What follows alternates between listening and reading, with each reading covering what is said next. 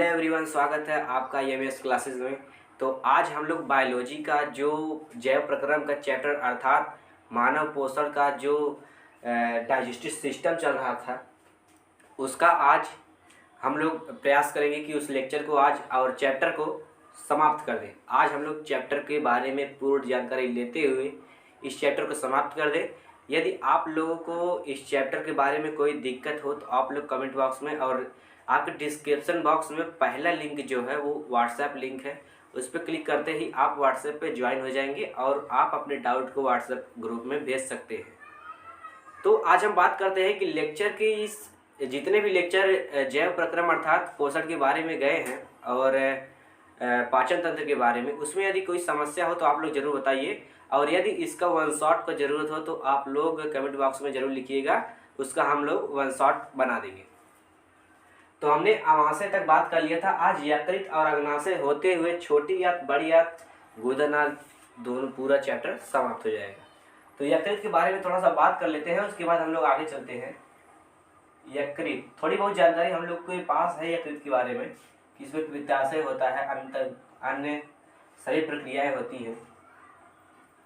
जो लीवर होती है इसका जो वेट होता है अर्थात भार होता है 1.5 किलो का होता है, मतलब 1500 ग्राम का होता है। जो इसका भार होता है लीवर का 1500 ग्राम का होता है। और जो इसकी जो दूसरी खासियत है, यह सबसे बड़ी ग्रंथि है, या मानव के शरीर में सबसे बड़ी ग्रंथि है। यह सबसे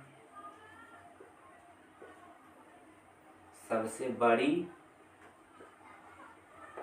ग्रंथि है। क्यों है? क्योंकि यह पित्ताशय का स्रावन करती है। यदि हम लोग मानव आहार नाल में लीवर की बात करें, ये आपका आमाशय हो गया। हम लोगों ने आमाशय के बारे में पूरी जानकारी ले लिया है। ये आपका हो गया छोटी आंत, बड़ी आंत। यहाँ पे एक सीकम रहता है, वो अभी बताएंगे आगे की वीडियो में। ये आपका बड़ी आंत हो गया।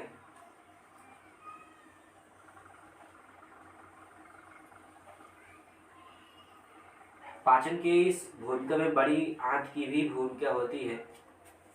यहाँ पे हम लोगों ने बात किया था यकृत के बारे में। जो यहाँ पे एक हरे रंग का होता है पित्ताशय, ये पित्त बनाकर यहाँ पे स्रावित कर देता है। पित्ताशय पित्त भोजन के आने के पहले या भोजन के आने तक वह पित्ताशय को छोड़ देता है। जो पित्ताशय को छोड़ने वाला जो हार्मोन होता है, जिससे यकृत पर जो हार्मोन होता है जो पित्ताशय को स्रावण के लिए बनाकर भेजता है, उसे कहते हैं कोलेसिस्टोकाइनिन। उसे कहते हैं कोलेसिस्टोकाइनिन। यहाँ से पित्ताशय, ये देखिए आपका पित्ताशय है जो पित्त को स्रावित करता रहता है। यहाँ पे देखिए गॉल ब्लैडर पित्ताशय, यहाँ पे देखिए है जो पित्त का स्रावित करता रहता है। इसे इंग्लिश में गॉल ब्लैडर कहते हैं।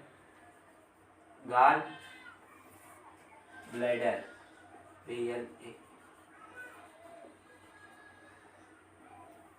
गॉल ब्लैडर कहते हैं, इसे पित्ताशय कहते हैं। तो अब यहाँ पे हम लोग यकृत के बारे में जानकारी ले लिया कि इसका जो भार होता है 1500 ग्राम होता है। यह शरीर की सबसे बड़ी ग्रंथि होती है। ये पित्त को स्रावित करती है। यहाँ पे पित्ताशय पाया जाता है जो यकृत पित्त को बनाकर पित्ताशय में स्टोर कर लेता है। कोलेसिस्टोकाइनिन हार्मोन के द्वारा ये पित्ताशय को भोजन के आने तक इसे स्रावित कर दिया जाता है। अब यहाँ पे बात करते हैं हम लोग अग्नाशय की, जिसे इंग्लिश में कहते हैं पैनक्रियाज। यहाँ पे देखिए आपको अग्नाशय, यहाँ पे देखिए छोटा सा भाग है। यहाँ पे जो छोटा सा भाग है यही अग्नाशय है। तो इसका जो पैनक्रियाज, इसे पैनक्रियाज कहते हैं। इसकी सबसे बड़ी विशेषता यह होती है भोजन को पचाने के लिए इसके पास सभी एंजाइम होते हैं। अर्थात अग्नाशय को पूर्ण पाचक रस भी कहा जाता है। बहुत इंपॉर्टेंट क्वेश्चन है। जो बोर्ड एग्जाम में पूछा जा सकता है कि पूर्ण पाचक रस कहाँ पाया जाता है, तो उसका जो आंसर है अग्नाशय है। अग्नाशय में पूर्ण पाचक रस पाया जाता है। सबसे बड़ी बात यह है प्रोटीन हमारे आमाशय से ही उसका पाचन शुरू हो जाता है, और पाचन होते हुए हमारे जो आहार नाल है, प्रोटीन का पाचन आहार नाल से शुरू होता है, और यह प्रोटीन का पाचन छोटी आंत तक जाता है। सबसे जटिल प्रक्रिया, सबसे अधिक जो पचाने में जिसको समय लगता है उसका नाम है प्रोटीन। इसका पाचन छोटी आंत तक होता है, अर्थात पूर्ण पाचक रस हम लोग अग्नाशय को कहते हैं। इसका एक सिंपल ट्रिक है। अग्नाशय में 3 प्रकार के एंजाइम पाए जाते हैं। इसे हम लोग इरेज करते हैं, उसके बाद हम लोग अग्नाशय के बारे में अध्ययन करेंगे, क्योंकि हम लोगों ने यकृत के बारे में अध्ययन कर लिया जितना हम लोग को जरूरत था। हम लोग का जो मुख्य हेडिंग है उसका नाम है अग्नाशय, और ये बहुत ही बड़ी भूमिका निभाती है भोजन के पाचन में, क्योंकि यह पूर्ण पाचक रस इसमें पाए जाते हैं। अग्नाशय में पूर्ण पाचक रस पाए जाते हैं। तो हेडिंग है अग्नाशय। अग्नाशय इसे हम लोग अंग्रेजी में पैनक्रियाज कहते हैं। पैनक्रियाज। यदि हम बात करें अग्नाशय की, तो इसमें 3 प्रकार के पाचक रस पाए जाते हैं, जिसको हम लोग ट्रिक के माध्यम से याद कर लेंगे। पहले हम लोग लिखते हैं इसके लिए, यह पूर्ण पाचक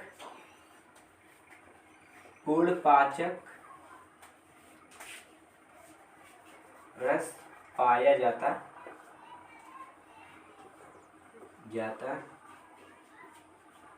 है। इसका जो ट्रिक है याद करने का, आप लोग LAT याद कर लीजिए। LAT, L से हो गया लाइपेज, T से हो गया, ये A है, A से हो गया एमाइलेज,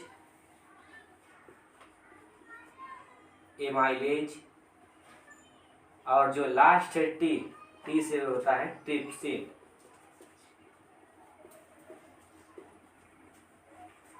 हम लोगों ने समझा अग्नाशय जो है उसमें उसे पूर्ण पाचक रस कहते हैं। उसमें 3 रस पाए जाते हैं। आप लोग कह सकते हैं कि इसमें 3 रस पाए जाते हैं, जिसका ट्रिक है LAT। L से हो गया लाइपेज, A से हो गया एमाइलेज, और T से हो गया ट्रिप्सिन। जो अग्नाशय का बात चल रहा था, तो यदि हम बात करें अग्नाशय की, तो यह शरीर की सबसे बड़ी दूसरी ग्रंथि कहलाती है। यकृत के बाद सबसे बड़ी, अर्थात शरीर की दूसरी सबसे बड़ी ग्रंथि अग्नाशय कहलाती है। यह जे आकार की होती है, जो इसकी लंबाई होती है 12 से 15 सेंटीमीटर यह चौड़ी होती है। अग्नाशय की जो लंबाई होती है 12 से 15 सेंटीमीटर लंबी होती है, चौड़ी होती है। यह उदर गुहा में, आमाशय में के जस्ट नीचे, आमाशय के पास कह सकते हैं, यह उदर गुहा में आमाशय के पास स्थित होती है। इसमें पूर्ण पाचक रस पाए जाते हैं, लाइपेज, एमाइलेज, ट्रिप्सिन। तो यदि हम बात करें इस एमाइलेज के बारे में, तो यह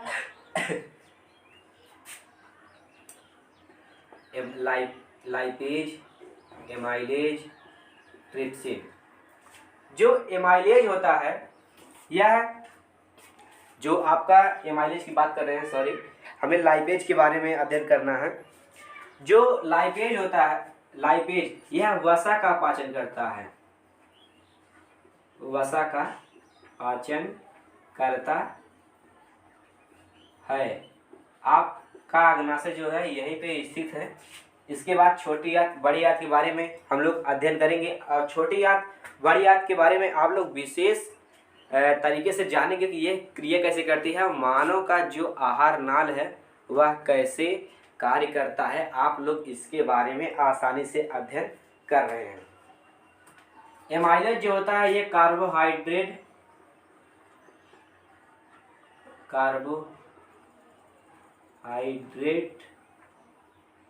और आप कह सकते हैं यह मंड का भी पाचन करता है। मंड अर्थात शर्करा का पाचन करता है। और जो ये आपका ट्रिप्सिन है, यह बात आप लोग विशेष तरीके से ध्यान रखिएगा कि ये इसमें से एक क्वेश्चन पूछे जाने की संभावना है। जो आपका ट्रिप्सिन है ये प्रोटीन का पाचन करता है, प्रोटीन का पाचन करता है। इसका जो एक वीडियो है कि मानव में मुख गुहा से आहार नाल तक, यदि आपको समझ में ना आए तो आप लोग कमेंट बॉक्स में लिखिए, हम एक वीडियो ग्रुप में सेंड करेंगे। आप लोग उस वीडियो को देखेंगे तो फिजिकली तरीके से हमारे आंतरिक की जो क्रियाएं हैं कैसे की जाती हैं, पूरा बॉडी जैसे कैसे क्रिया करता है, पूरा आपको दिखाया जाएगा उस वीडियो में। यदि आप लोग को इस वीडियो चाहिए, यदि आप लोगों को वह वीडियो चाहिए तो आप कमेंट बॉक्स में लिख कर भेजिएगा कि पूर्ण पाचन तंत्र का जो डाइजेस्टिव सिस्टम का जो पार्ट है कैसे क्रिया करता है।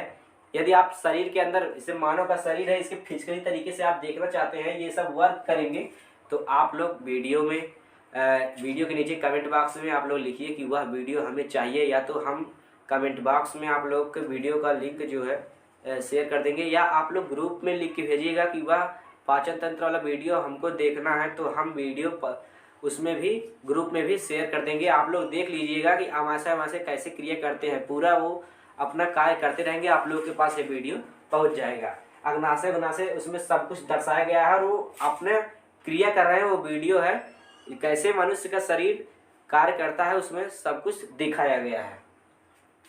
हमने अग्नाशय की बात कर लिया, यकृत की बात कर लिया।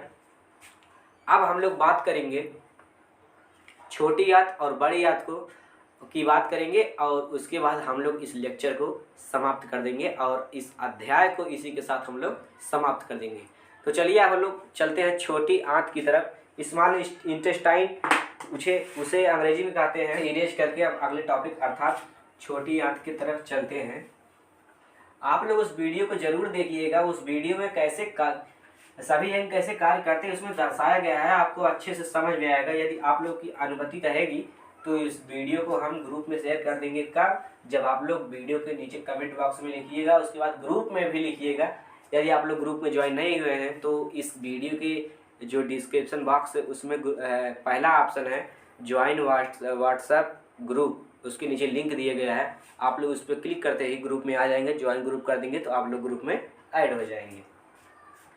अब हम लोग बात करते हैं छोटी आंत की। छोटी आंत, इसको हम लोग कहते हैं क्षुद्रांत्र।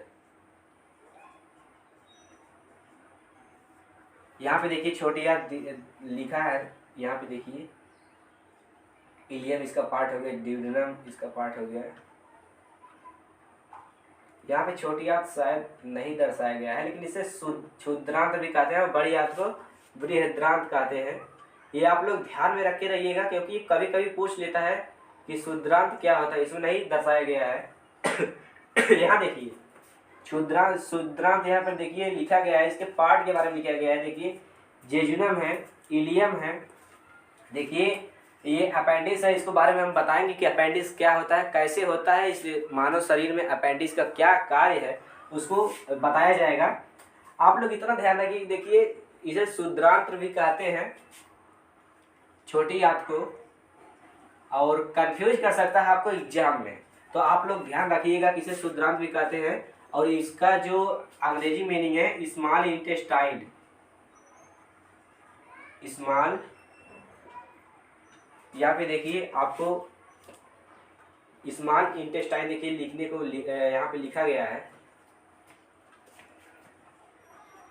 Small intestine. यह 6 से 7 मीटर लंबी और 2.5 सेंटीमीटर चौड़ी होती है। यह 6 से 7 सेंटीमीटर चौड़ी और 2.5 सेंटीमीटर मोटी होती है।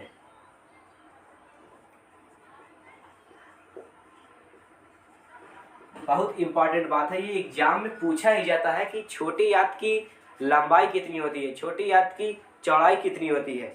और यह पाचन या भोजन के पाचन और अवशोषण का मुख्य केंद्र होता है। यह भोजन के पाचन ये इसका टेप जो है, यह भोजन के पाचन और अवशोषण का मुख्य केंद्र है।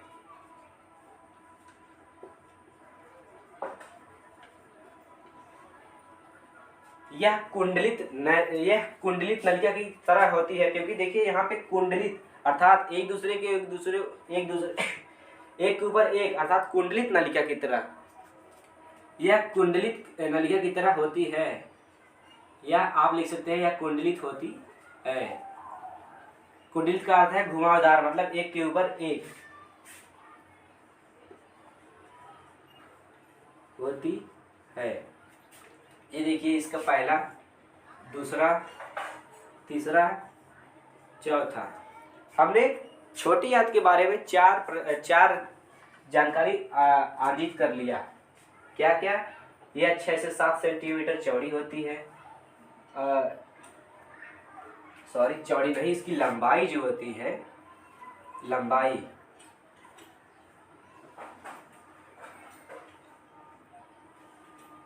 यह 6 से 7 सेंटीमीटर लंबी और 2.5 सेंटीमीटर अर्थात 2.5 सेंटीमीटर मोटी होती है। भोजन के पाचन और अवशोषण का मुख्य केंद्र होता है। यह कुंडलित होती है। यह 3 भागों में बटी होती है, जिसे जेजुनम, इलियम और ड्यूडेनम के पार्ट में डिवाइड किया गया। आपने छोटी आंत के बारे में इतना जानकारी ले लिया। अब हम चलते हैं छोटी आंत की जो आकार है उसको दिखाकर उसके बाद बड़ी आंत के बारे में बात करते हैं। संभवतः आज ये चैप्टर समाप्त भी हो जाएगा। ये देखिए हम लोग का मुख हुआ है, हम लोग का ये आमाशय बहुत छोटा सा बना रहे हैं, क्योंकि छोटी आंत के बारे में समझाना है और छोटी आंत के बारे में बात करना है हम लोग को।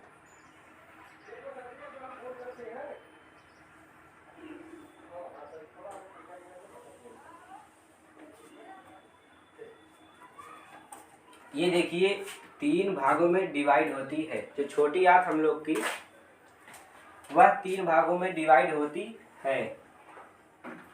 जो इसका फर्स्ट पार्ट है ड्यूडेनम, जिसे पक्वाशय कहते हैं, और उसका जो सेकेंड भाग है इसे कहते हैं इलियम, और यह जेजुनम। जो हम लोग का भोजन है अग्नाशय से निकलता है, जब गाल ब्लाडर के जो स्राव होता है एंजाइम का, इससे यह क्षार में परिवर्तित हो जाता है। क्षार में परिवर्तित होने के बाद ड्यूडेनम अर्थात पक्वाशय और इलियम में कोई पाचन नहीं होता है। इसका जो पाचन होता है जेजुनम में इस भोजन का पूर्ण पाचन हो जाता है। जो हम लोग का भोजन है जेजुनम तक पहुँचते पहुँचते इसका पूर्ण पाचक हो जाता है, पूर्ण पाचन हो जाता है। और इसमें प्रोटीन, कार्बोहाइड्रेट, प्रोटीन, इरेप्सिन, जो इरेप्सिन नामक एंजाइम है वह प्रोटीन का पूर्ण पाचन कर देता है। उसके बाद भोजन हम लोग का बड़ी आंत में प्रवेश करता है। बड़ी आंत को 3 भागों में डिवाइड किया गया है। आप लोग का बड़ी आंत ये देखिए, बहुत जटिल संरचना इसकी होती है। एग्जाम में आप लोग प्रैक्टिस करके जाइएगा, और इसमें से निश्चित ही क्वेश्चन उठाता है और पूछता है बड़ी आंत के बारे में। जो ये जेजुनम का पार्ट है, जो ये जुड़ता है बड़ी आंत से, यहाँ पे एक सीकम लगी होती है जिसे अपेंडिक्स के नाम से जाना जाता है, और यह हम लोग के शरीर में अवशेषी अंग होता है।